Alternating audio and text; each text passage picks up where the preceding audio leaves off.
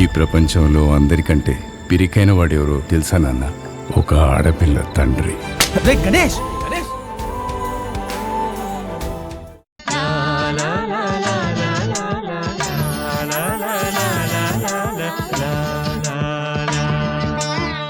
నీ పుట్టినరోజుకి రవిని తీసుకురావడానికి ఎన్నో పాటలు పడ్డాను.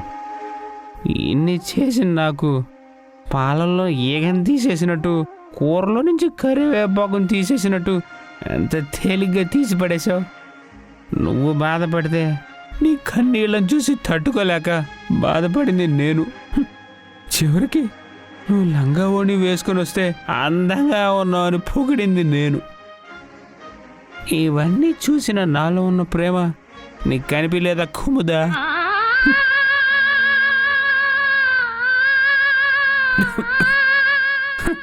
అయినా నా పిచ్చి కాకపోతే అన్నయ్యని బయటికి తీసుకెళ్లాలని నువ్వు తపన పడిన రోజే నా గురించి ఎందుకు పట్టించుకోవడం లేదా అని నేను ఆలోచించి ఉండాల్సింది. I did a mistake.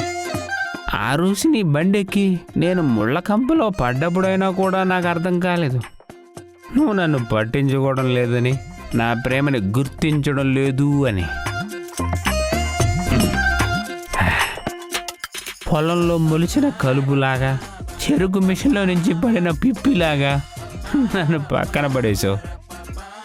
అన్నయ్య పెళ్ళి ఆగిపోయిందంటే బాసికం కట్టుకొని వచ్చి నేను భార్యనైపోతానని చెప్పినప్పుడు అప్పుడు నాకు అర్థమైంది నువ్వు నన్ను ఒక జోకర్లా చూసావని, నన్ను ఒక కమెడియన్ని చేశావు అని.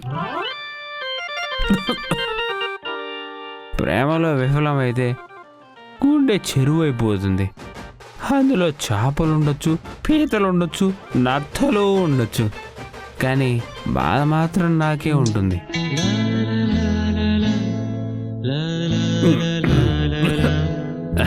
ప్రేమ లేదని, ప్రేమించరాదని సాక్ష్యమే నువ్వని, నన్ను నేడు చాటని.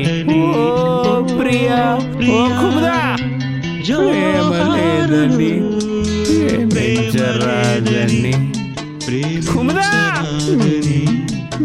సాక్ష్యమే నీవని, నన్ను నేడు చాటని.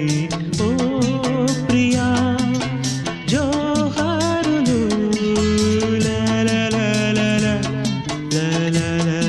బ్రదర్. రేయ్, ఇంట్లో అందరు మూడు బాగోకుండా ఉంటే నువ్వేంట్రా ఎక్కడున్నావు? ఆ ఇంట్లో ఉంటే నాకు నరకంలో ఉన్నట్టుంది. ఈ చెట్టు కింద ఉంటే నరకానికి దారి వెతుక్కుంటూ కూర్చున్నట్టుంది. దానికి దీనికి పెద్ద తేడా లేదు బ్రదర్. రేయ్, నువ్వేంట్రా ఇలా మాట్లాడుతున్నావు? బాగా కాలని ఇనుము ఎందుకు వంగింది అంటే సమాధానమే ఉంటుంది. నా జీవితం కూడా అంతే బ్రదర్. ఈ చెట్టు కింద పక్షిలాగా, ఆ పుట్టలో ఉన్న పాములాగా నేను కూడా ఇలా బయటే ఉండిపోతాను.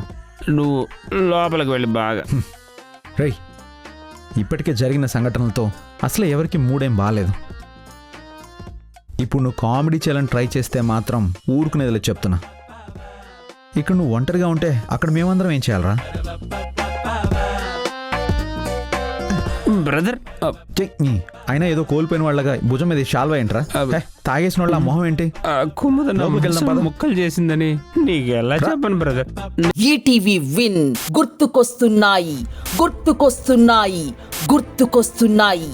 ఒక వింత సామాన్య లోకంలో జరిగే అద్భుతమైన నవ్వుల ప్రయాణంతో రూపొందిన, అత్యంత చిన్నగా చేసిన అతి భారీ సిరీస్ మీ ఈటీవీ విన్లో విజయవంతంగా స్ట్రీమింగ్ అవుతోంది.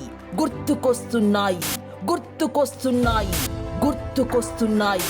ఈటీవీ విన్ యాప్ని డౌన్లోడ్ చేసి సబ్స్క్రైబ్ చేయండి.